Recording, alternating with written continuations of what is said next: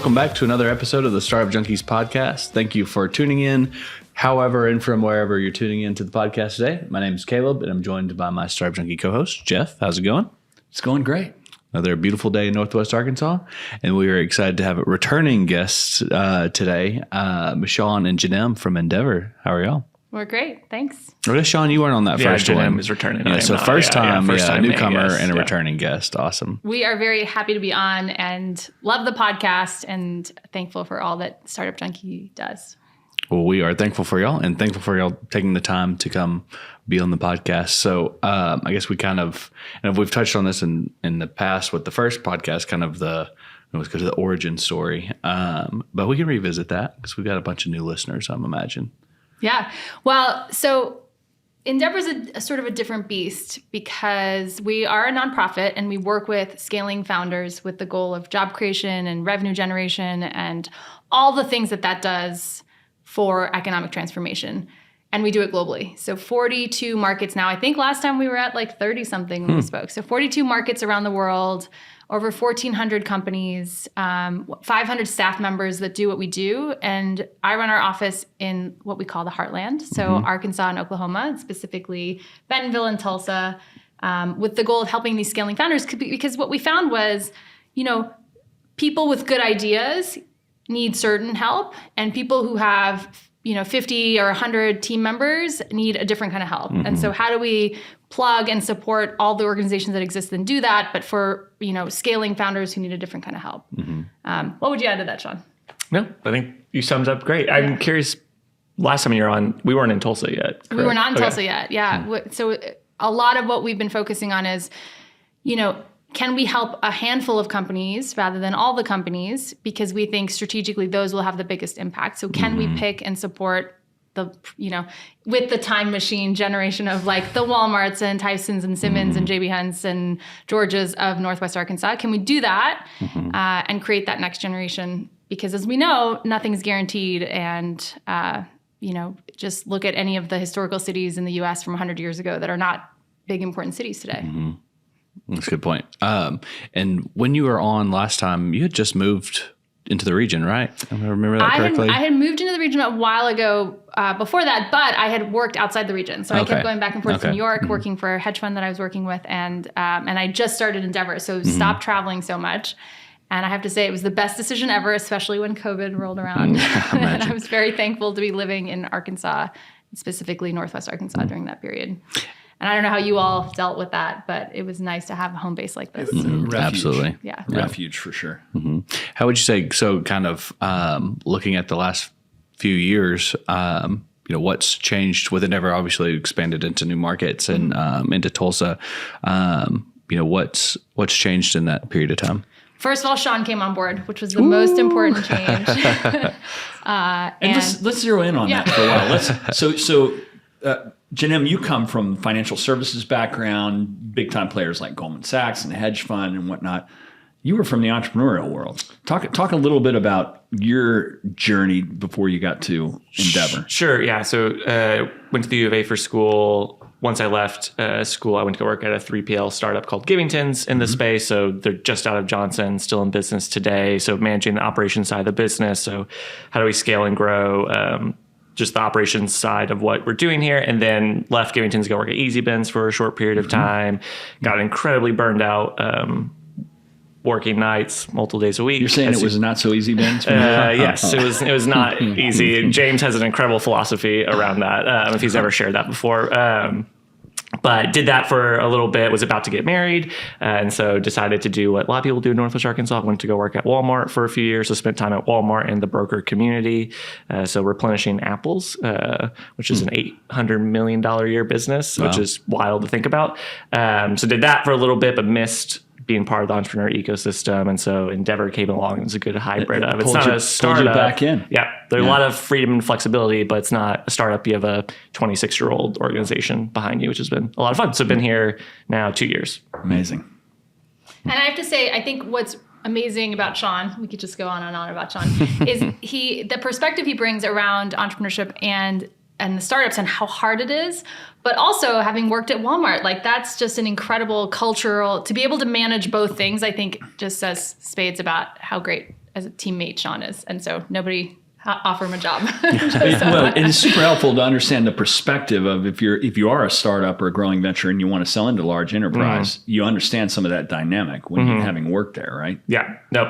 100%. And just understanding how hard it is to work and sell into that space for sure. Yeah, it sounds easy, but then you realize, wow, this could bankrupt me. Yeah, do we actually want to do this as a business, or should we wait to do that for a later time? Sometimes you can scale yourself to death, right? Yeah. Right into insolvency if you're not ready for it. No doubt about it. So those 42 markets that you'll operate in, what would you say is the most exciting market that you're most excited about? Well, obviously, I'm most excited about our market. Obviously, but yeah, that's if a given. I were That's to given. zoom out, I think mine would be Pakistan. Our Endeavor Pakistan opened about a year ago, and they have had some incredible companies already come out of that region and that office.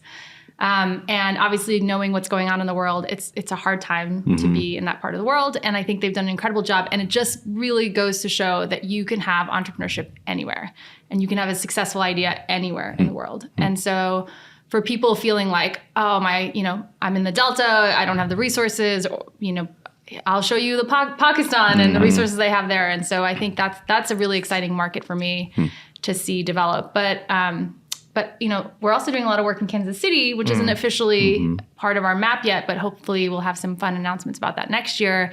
I'm really excited about connecting our regions the way we have with Tulsa, because honestly, we need density. It's a numbers game on some level, and we don't have it yet. And it's only a 3.5 hour ride. Yeah, it's not Kansas bad. City, Easy. hour and a half to Tulsa.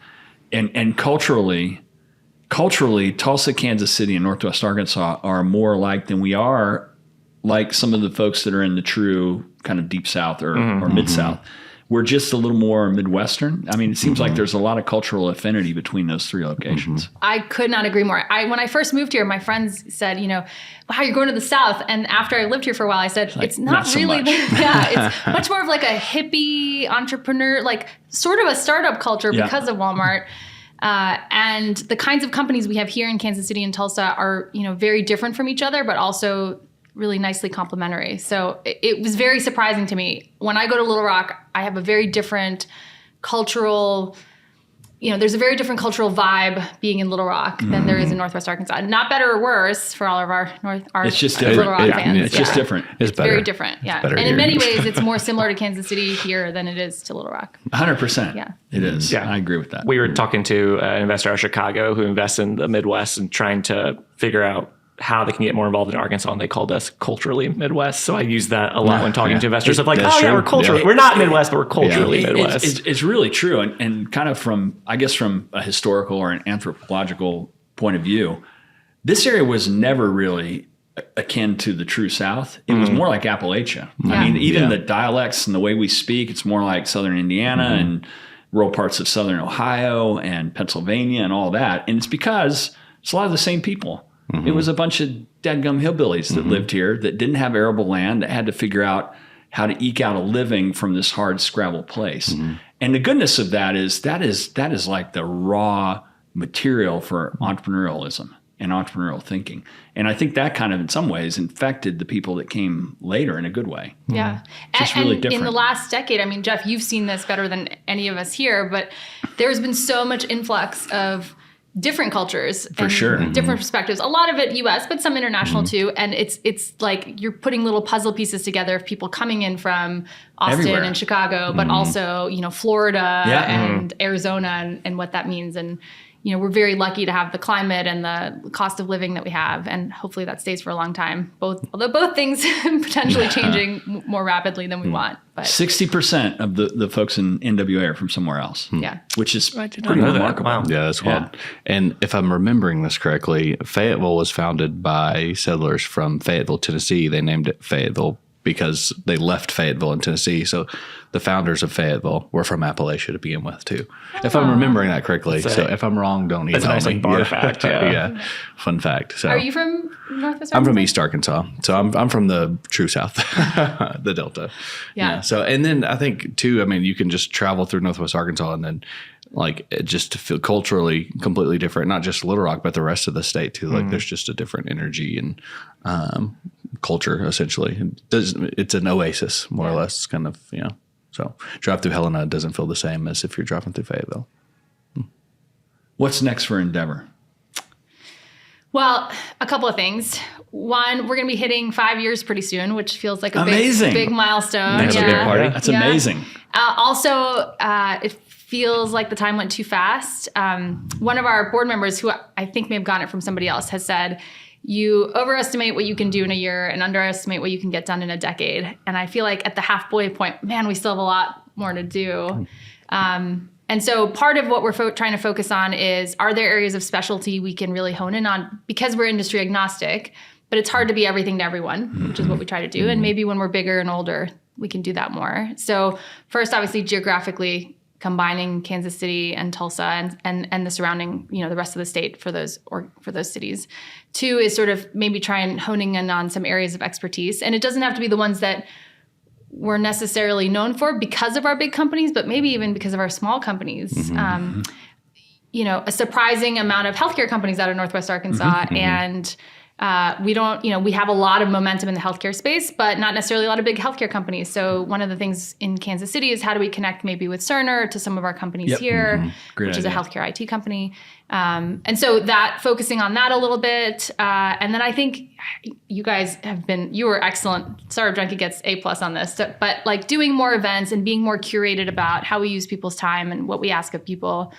Because I felt like after the pandemic, nobody did anything. And then there was, who has had free time in the last 6 months? Not me. It's like, we went Mad dash from 0 to $1 million in terms of events. So trying to be really thoughtful around that. Shawn, what would you add to that? Well, first I'd say Canem loves doing events. She'd love to do more I don't. events. I surprisingly hate doing events. Maybe not surprisingly. I hated planning my own wedding. I hate events.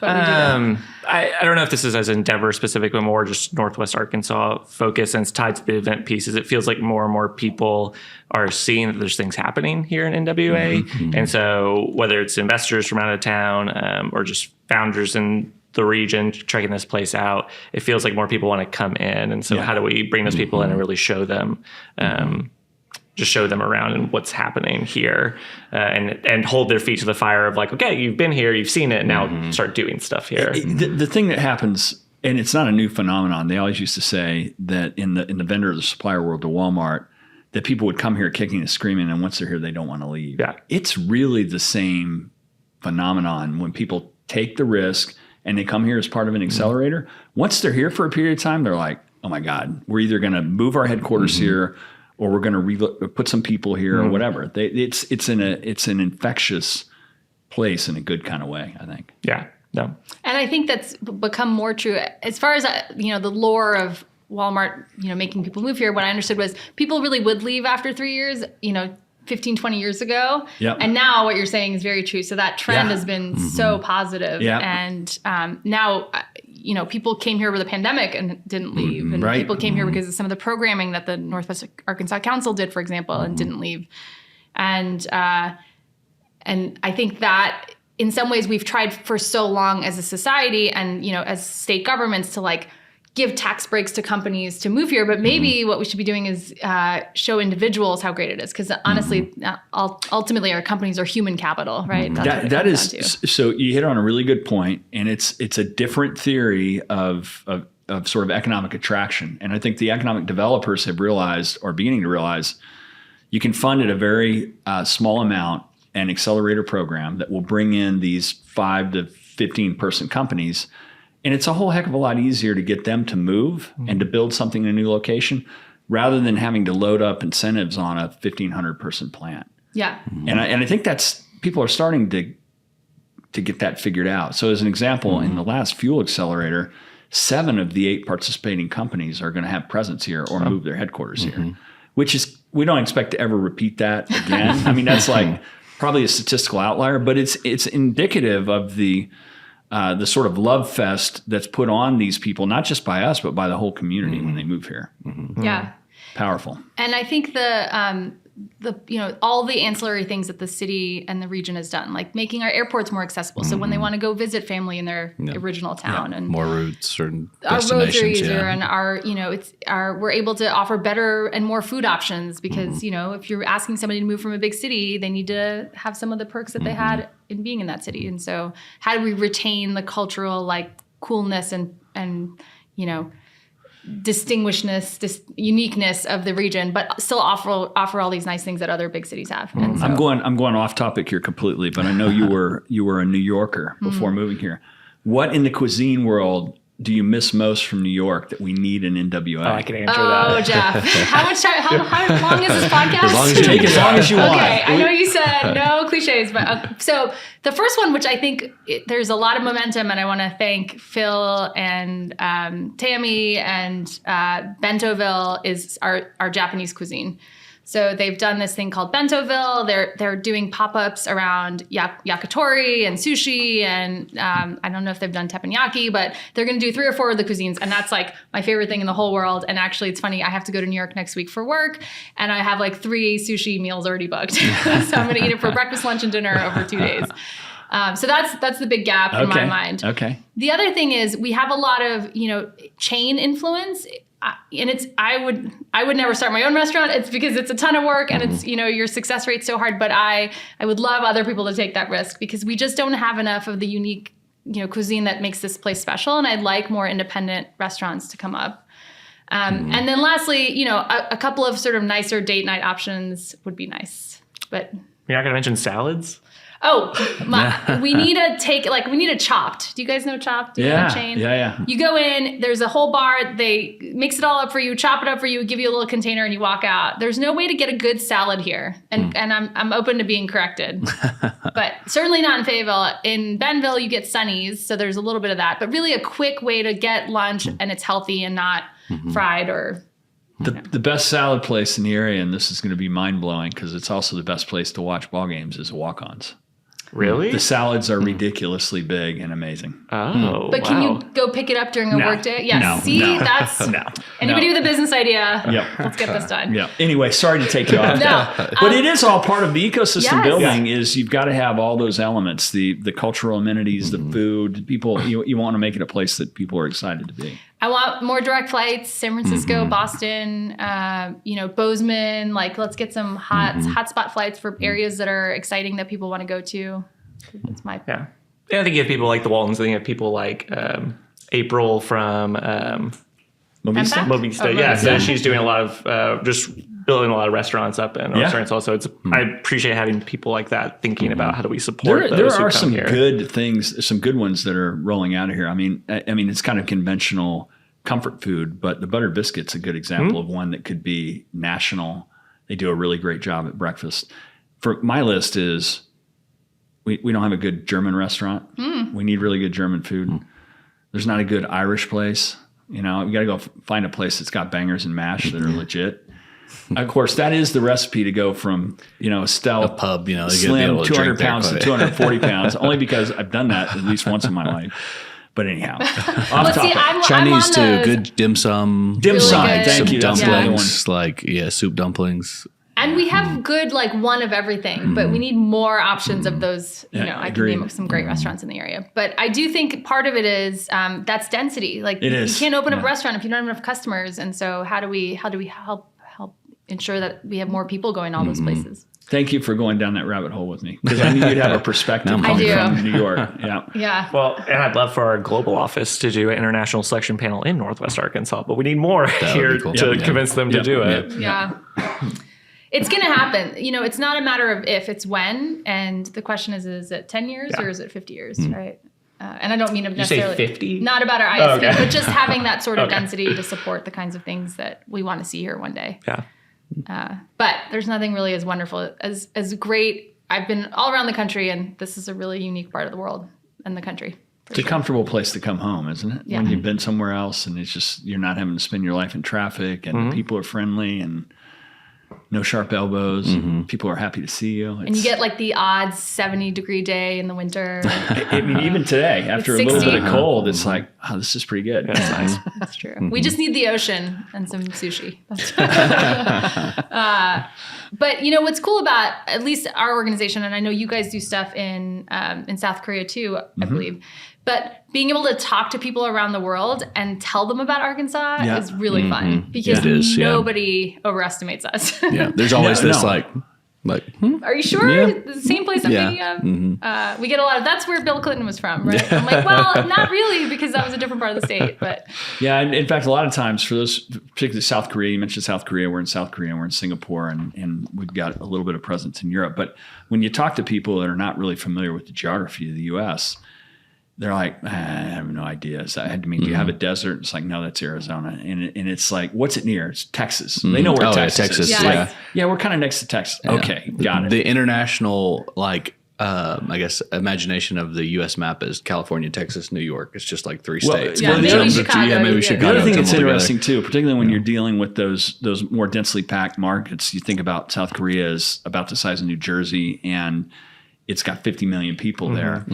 And they're like, well, I'm flying into San Francisco. Maybe we could meet. And I was like, maybe not. That's like a 2.5 day drive. That'd be like going from, London to so sometimes there's not an Paris. understanding of the scale of how big this place really is, the country is. And we talk about, the proximity to Tulsa and Kansas City and how obvious it is to build those bridges because they're so close. Yeah. But having a similar conversation with was in the UK during the summer talking about, kind of some of that proximity. And they were blown away by the thought that we would drive 3 hours somewhere. They were like, if we drive 3 hours to go to a place, like I would never, if it's not within 30 minutes, I'm not going. Or if it's a country, I have to go to another country. Yeah. Exactly. I hear you. I mean, when I was in New York City, the thought of going 3 hours to have a meeting would have been insane. I would be like, no, just come to New York, right? Why would I drive anywhere when you could come here?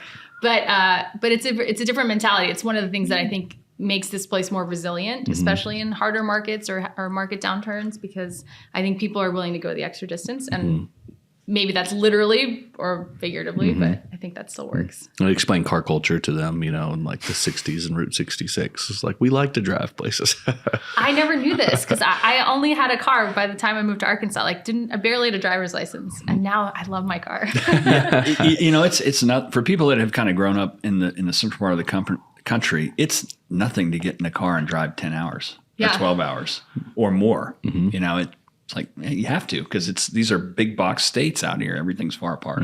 Yeah. So even if you flew, you just still have to drive 2 hours on one end and 2 hours on the other end. Yeah. And it doesn't make sense. But when we drive to Casey or Tulsa, I'm the chauffeur for our group. It's me driving. I'm very thankful. Who has the aux though? Like, what are y'all listening to on that drive? We're just business, man. Yeah, talking. we're taking phone calls. You're looking to listen to podcasts, no music, huh? Yeah. I'm mostly with hotspots now, I can work the whole way up if Shawn's driving. So it's really helpful. But I will say this. So what you guys experience this too. I was mentioning, we have 41 other offices, and let's say 7 of them are in the US. So take that out. So 30 plus around the world. And anytime those companies come to Northwest Arkansas for anything, or even talk to people here, they are blown away by the caliber of mentorship that exists, by the programming that we can offer, by the connections we can make. And then we brought 8 of our offices, 8 of our offices, including Canada, to an event we did here in May. And everybody was like, can we come here? How do we move here? They got it very easily. And I think being able to show people that and say, it's not just us saying it, but like there's truth behind what we're saying. Yeah. It becomes obvious when they're here. I think one area that I think the region could improve on is some of that storytelling, because of the reception you do get whenever it's like, oh, I'm in Northwest Arkansas, and people are like, huh? And I think there's an opportunity for storytelling, broader. And I know that the council and others have made that effort. Anytime I see an article in Wall Street Journal or something like that about Bentonville, I just assume somebody bought that. But I think some of that storytelling will help and improve as time goes on, to where people start to see it too and kind of believe it without having to put boots on the ground too. Yeah. And maybe I'll throw it to you, Jeff, because I'm curious, because off of that, I see that as also partially we're not good at sharing our wins in the region, and I'd love to get there's your thoughts on that. And I think, again, that's probably something that carries over to the culture that was here originally, and that is there's an element of humility. You just do your work, you work hard, and it's difficult for people to be forward about kind of bragging about what's happened. I mean, it's not the typical thing. And I think some of that is even characteristic in the Walmart culture. You wouldn't have seen Sam Walton out in front and bragging about a lot of stuff. There was an element of humility that kind of transcended that culture. And so I think some of that, to our detriment, means we're not great at PR all the time. Yeah, I agree. I think that's part of it. And I think it's a strength, but truthfully, the last 15 years, we've suffered from that some at Startup Junkie in the early days. Now we have fantastic people that are really good at telling the story, and Victoria and Caleb. But in the early days, it was like, we're just going to keep our head down and do our work, and we shouldn't have to tell people about all the great stuff that we're doing. When you realize it's like the basics of marketing. If people don't understand the value you're delivering through the stories you tell, they're not going to believe it. And so we need to do more of that. We do. I hear that a lot from the companies we work with, who are like, we didn't understand what Endeavor did until we started working with you, and now we totally get it, and you have to do a way better job explaining it. And we still get that too. Yeah, That's wild to me. And I hate the term ESO in many ways because it's such a generic term. For those listening who don't know, it's entrepreneurial support organizations, and we have some of the best in the country, I would argue, that are based here, along with the work that the university does with, under Sarah Goforth's leadership with Office of Entrepreneurship and Innovation. But I think people don't get it, and I don't fault them for it, because it's this nebulous cloud of like, how do you actually help people, and is it attributed to you? But we can directly tie major decisions made in companies to advice that we've given companies and our mentors have given companies, capital that they've raised because of us. We can talk about partnerships that they've made, leadership styles that have changed, like all these very tangible things. And that's just in our office. I mean, we include all 41 other offices around the world. Like the impact is so tangible. And every day it doesn't feel that way, but then collectively you can look at it and really see that. And I know that's true for you guys, because I've heard it in the region when I even first moved here, but certainly true today. And it's still very hard to tell that story. So how do we solve that problem? I don't know. I think, I think part of it is just the sort of regular drumbeat of reinforcement. Yeah. And it's a mix. Some people's eyes will glaze over if you present data, because they figure, well, you're lying with statistics, right? If you just present outcome data. But when you can point to companies and say, you know what, we started working with that company when it was 2 founders working out of the Bentonville Library, and they had a recapitalization event at $70 million, and they employed 100 people. Or we can remember when the founder of Apogee pitched that original concept at Startup Weekend that we were helping run with a bunch of other folks from the Clinton School for Public Service, and that became a company. And we all tried to tell him he was crazy because he was going to sell into school districts. And with his ability to build a great culture and assemble a good team, and with support and investment, that thing had a gigantic exit.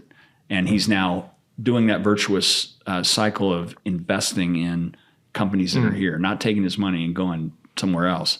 So I think part of it is the storytelling, and there needs to be a greater density. We talked about that earlier around when we have exits and things to celebrate. When it's pretty episodic, people forget, even if it's fairly recent.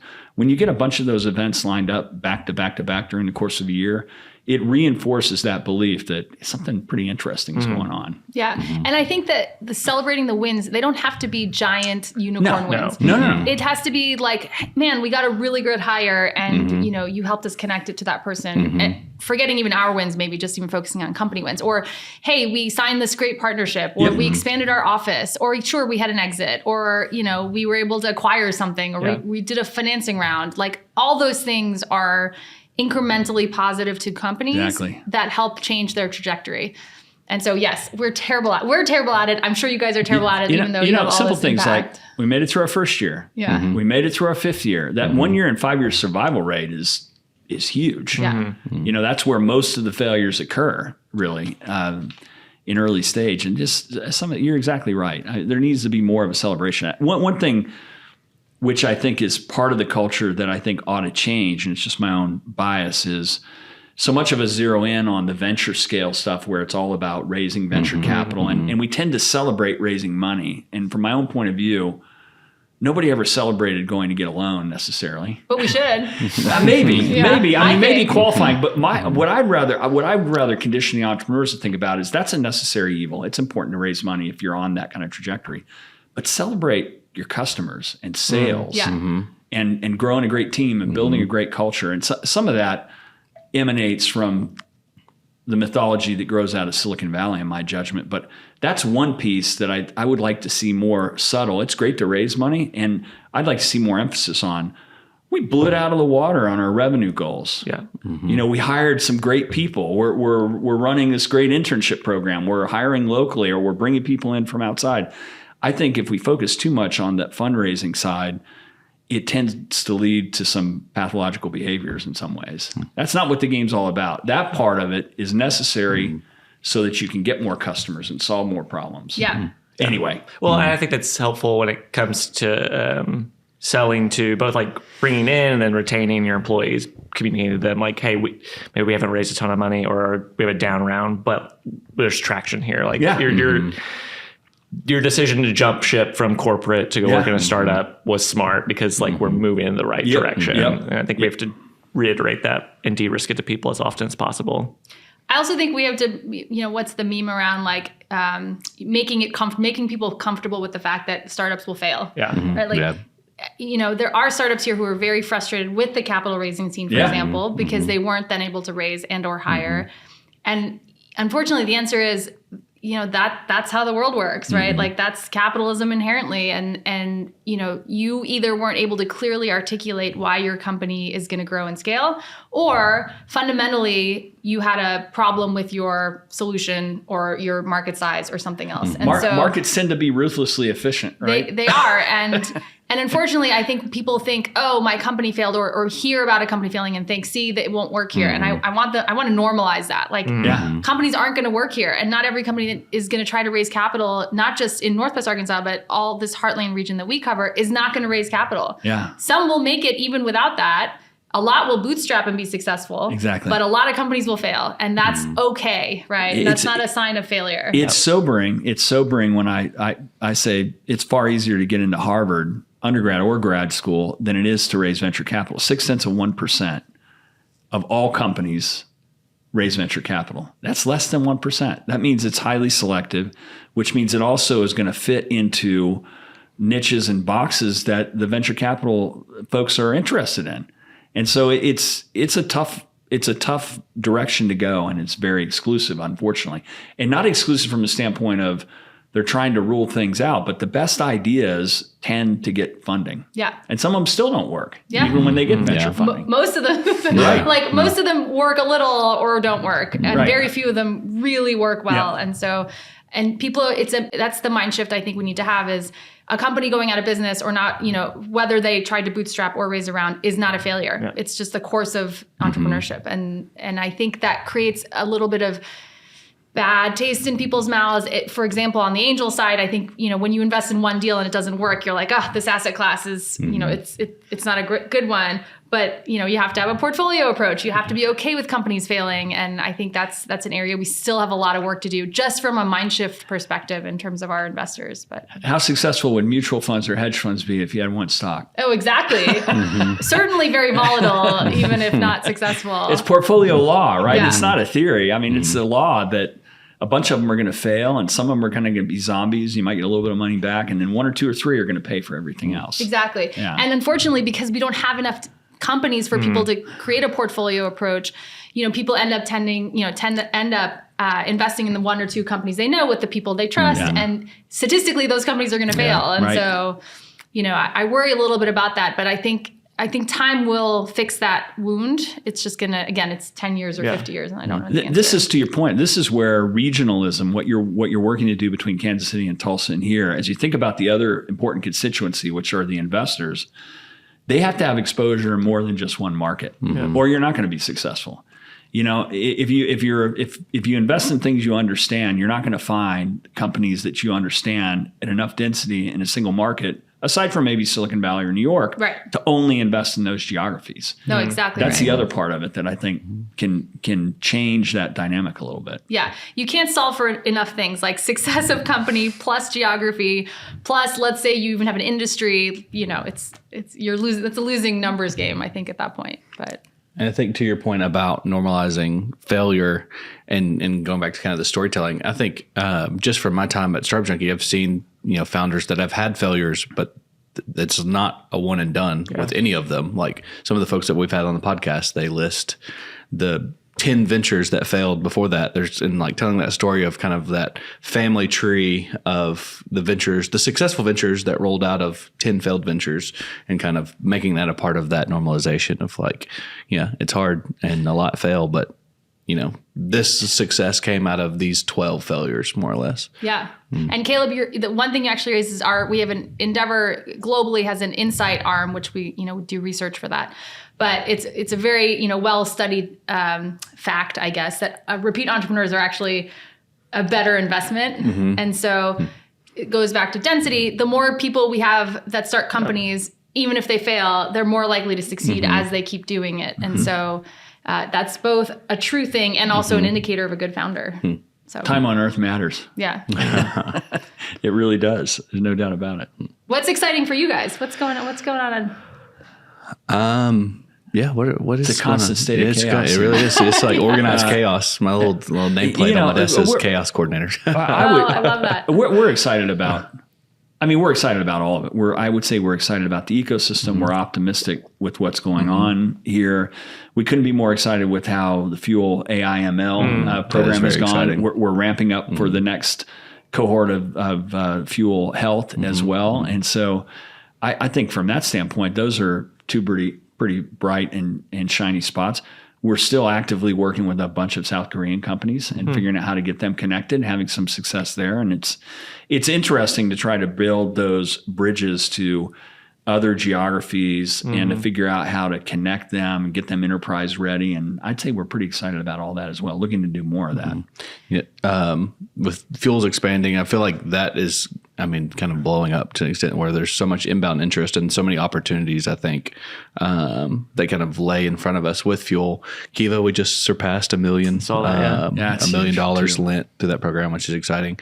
But I think one of the most encouraging things is just the inbound interest from entrepreneurs, to the point you were making earlier about just the number of people willing to do it. We always would say, 800 to 1,000 one-on-one consulting meetings a year, kind of what we've averaged. We just surpassed 2,000 for this year. Which is one-on-one consulting meetings. So, and that's just this office. That doesn't include all the stuff we do at the Conductor. It'd probably be 3,000 if we include. And so that's wild to me. Like just the inbound, the number of the increased interest, I guess, in entrepreneurship and a willingness to reach out and utilize resources and stuff. So I think that's super encouraging. We're heading the right direction to those points we were making. Yeah. Well, I know you guys obviously support the gambit of founders, but more on the tech side. Is it still concentrated only like a handful of industries, or are you seeing more variety in what people are willing to start here? There's some really interesting emerging sectors that I think we should all keep an eye on, many of which have kind of sprung over the years out of the university. But harsh environment, high temperature electronics, the stuff that Ozark IC is doing. A little 20-person company with brilliant engineers is at the crossroads of all the thought leadership around how to control hypersonic engines, deep well geothermal, space. And it's this 20-person company that's been around for 10 years that's been building that R&D base with SBIR and STTRs. I think there's a really interesting possibility as all the CHIPS Act money rolls out to continue to build on that cluster that was started by Arkansas Power Electronics International, which is now Wolfspeed, Ozark IC. I think there's some interesting things going on in materials that could be Nobel material and what NTS is licensed from Dr. Thibodeau around graphene to do energy harvesting. Imagine all the IoT devices that are in buildings if they didn't ever have to put batteries in them again, because that material and that circuit is able to generate enough electricity to run sensors. So from the air, right? Or from you start to get into the quantum stuff. Yeah. There's just natural vibrations in materials, and he figured out a way to harvest that, particularly in graphene, but he can also do it in silicon. So some of that stuff is, think about how changing that would be if you could build that in enough density that all of a sudden it's not just batteries that are going to deplete, it's something that's constantly generating power. Forget solar or wind. You've got a bank of it's like a giant capacitor that never runs out. It feels like perpetual motion, but it's not. It's based on, provable physics. Well, if you have young kids, the constant stream of batteries that enter my house, I would, for all of our devices, I would love that. That would be incredible. And that's one of those things that feels really distant, but probably, is going to happen in our lifetime. And there's a lot of heat and energy around the CHIPS Act stuff and just kind of the concerted effort around making this part of the world, kind of a driver in a lot of that. I really want to do like a podcast or something with Wolfspeed and Ozark IC at some point and call it race, because I know Wolfspeed does some stuff with race cars, like Indy cars. They do. Yeah. They do. They do inverters and different things with those. I just want to name it race cars to rocket ships. I thought you were going to say Wolfic, which I thought. Wolf-like. Are you pitching podcasts where you're talking about something? Basically, race cars to rocket ships. This just rolls off the tongue. Okay, so maybe a small discussion of things that are challenging for us right now as a state. So we didn't get a tech designation, which is a bummer. And then we didn't get the federal HALO grant, which was sort of a combination of resources between Louisiana, Arkansas, and Oklahoma in order to help develop hydrogen as a fuel source, essentially. And so what are the things we should be doing better as a state? What do you guys think? Because I struggle with this a lot. The good news, I'd say, is I think the level of inspiration and aggressiveness that's coming out of the Department of Commerce, the state, is refreshing. You've got a CEO running that in Hugh McDonald, and you've got great people in AEDC with Clint O'Neill and Jennifer Fowler and that whole crew. But some of the things that are really interesting is with the move towards EVs and renewables and electrification in general, we've got this huge lithium deposit in the south part of the state. So you've got Standard Lithium, you've got Exxon coming in there. We don't want to be like some of the unfortunate West African countries that are commodity based, where they ship everything out and they don't add any value to it. I mean, those economies are volatile and they're constantly at risk. Arkansas needs to figure out how to vertically integrate around some of that. So how do we get the manufacturer of the batteries here? How do we provide more of the value chain, the supply chain around what Standard Lithium and Exxon are doing? How do we position that to be complementary to the things that we're going to do on electronics assembly and packaging? I think there's a play here where we can look at a clean way of doing some of those extraction industries and build value-added stuff around it. Yeah, I think that's a real opportunity and something we need to continue to focus on, because some of this stuff it's like building a robust startup ecosystem. It's a generational march. People say, well, when are we going to be Silicon Valley? Well, I don't know. That only took 75 years to happen. We're maybe 15, 20 years into this. So I think it's the same sort of thing. Some of these long-term strategies, if we can get out of the quarterly thinking and get out of the sort of political election cycle and make some long-term bets around what we want to be really good in, I think that there's some possibilities, because the state does have a lot of interesting natural resources. Yeah, Lithium Valley, does that have the ring? I don't know. Jeff for governor? Is that what we're saying? I'd vote for him. You heard it here. No, he's offered to be my campaign manager, but I'd vote for him. I don't have the predisposition to do any of that, because I too may drop the F-bomb a little too frequently to be a politician. Are you kidding? In this day and age, that's light touch you stuff. get more votes for that. I will say I have the best last name for political office in the state. 100%. Arkan for Arkansas. And you couldn't have managed it any I couldn't better. have. If people are like, are you native to the state? I'm like, no. Well, listen, if you want to run, you'd have our support. We could combine. You could run and I'll give you my last name. I just you got to buy my vote. Yeah. Well, I think you're not wrong. And what makes it really interesting here is that, again, if you can just take all the politics aside, I think the state has the resources and now sort of the foundational support of families like the Waltons. Exactly. And I think an understanding from, people like Hugh to like think beyond, hey, we can just sell this and make a quick buck. Let's build a whole industry around this. Long term. So I think we're there, but it's still going to take a lot of work. It's a ton of work. Yeah. It's a ton of work, and it's a commitment that will cross 4-year election cycles. It's got to be something where you say, if you look at Austin and you roll the clock back 30 years, they said, we're going to be good at two things, digital and music, kind of in a way. And they built their whole approach to everything else that happened 30 years ago around that. And it kind of paid off. Now, I don't want to be Austin because I think they've got other things that they didn't do real well in infrastructure. But it's good to be intentional about this kind of stuff. And it's also good to kind of take what would you have done if you were in Detroit in 1955 and you had that crystal ball of what 1975 would look like? You wouldn't have just focused on automotive. Right. You would have diversified the economy. So when we look at the fact that we're really strong in retail and supply chain, those things can go the other direction. So how do we diversify? How do we build $100 million a year companies that aren't completely reliant on the sectors that we have? And I think that's an important part of the conversation too.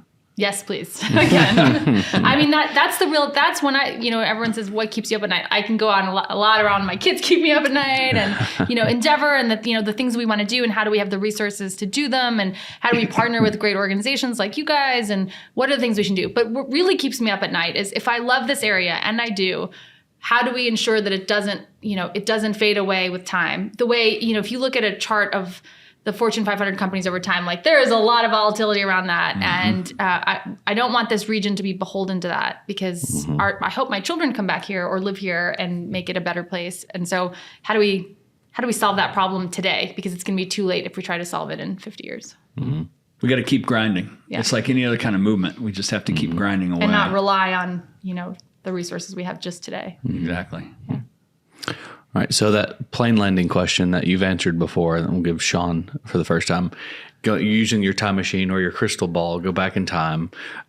Maybe since you've answered this question before, maybe it's 5 years ago before the Endeavor At the beginning journey. of Endeavor. Yeah. Shawn, for you, we'll go back to whenever you want, whatever point you want to go back to.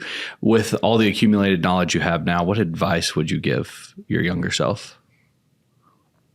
You go first. Buy property in South Fayetteville. That's what I would have told myself. Yeah, that's true. It's hard to argue with that. I thought if you were really going to go there, you should just say Bentonville. I know. Exactly. Buy some houses that close to downtown Bentonville. Yeah.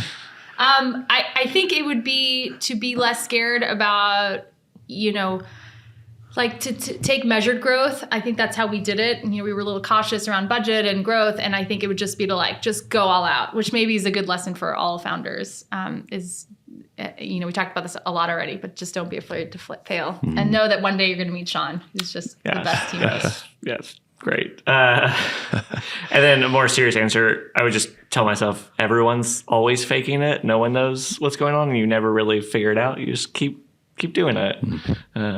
And one day you become the expert, right? Yeah. Yeah, for sure. Still working on that. What about you guys? Jeff, bringing you back to the time machine before Startup Junkie started. Wow. I'm trying to think the last time I answered that. I would say that's really a good question. And I wasn't prepared to answer. No, we ask it every time. We've never thought about it. I would say don't worry so much and keep the faith. Yeah. If you treat people right and you've got good intentions and you've got a clear vision, it's all going to work out. And there's going to be, I would tell myself, there's going to be obstacles and there's going to be bumps along the way, and those are the things that make you stronger. And you can't personalize those a whole lot. You just keep pushing your way through it. Yeah, that's good. So something big's coming up. I can't sleep the night before. I get uptight about it. I get through it. It was no big deal.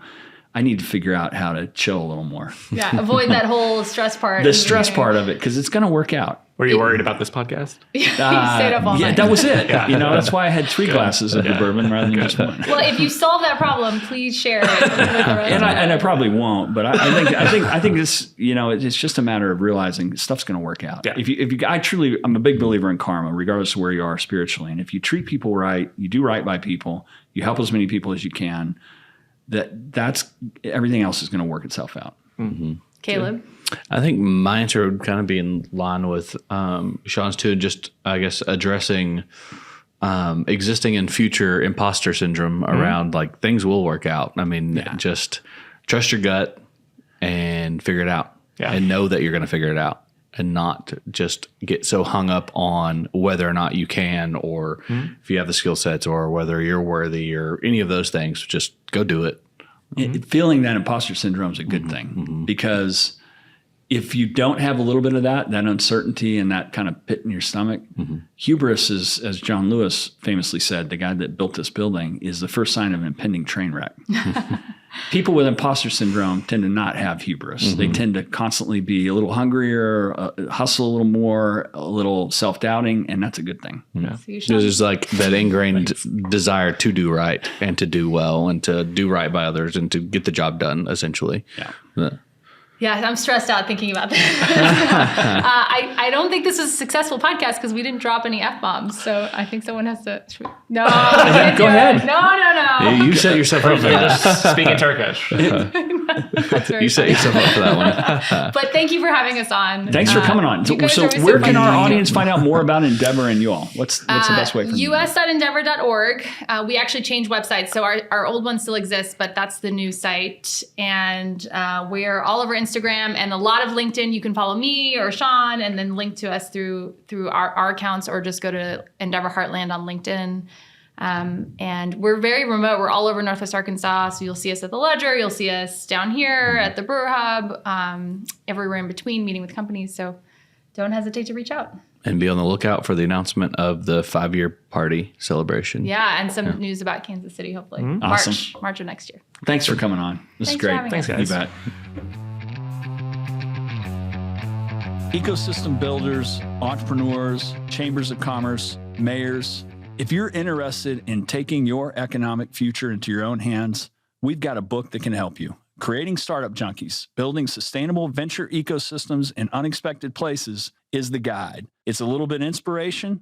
It's a little bit toolkit. What it will allow you to do is take your economic future into your own hands and build a sustainable small business, innovation, and entrepreneurial ecosystem in your backyard.